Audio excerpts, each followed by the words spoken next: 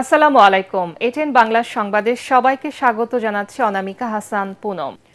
জুলাই গণ আন্দোলনে যাত্রাবাড়ীতে ইমাম হাসান তাইম হত্যা মামলায় আনুষ্ঠানিক অভিযোগ গঠন করে বিচার শুরুর আদেশ দিয়েছে আন্তর্জাতিক অপরাধ ট্রাইব্যুনাল ২।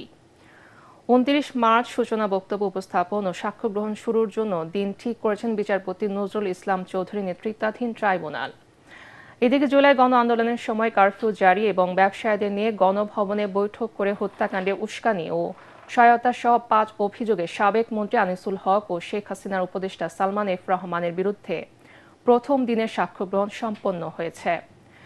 এদিন সাক্ষ্য দেন ইমরান হোসেন ও কামাল হাওলাদার। এই মামলার পরবর্তী সাক্ষ্য গ্রহণের জন্য ৩রা মার্চ দিন ঠিক করেছেন বিচারপতি গোলাম মর্তুজা মজুমদারের নেতৃত্বাধীন আন্তর্জাতিক অপরাধ ট্রাইব্যুনাল ১।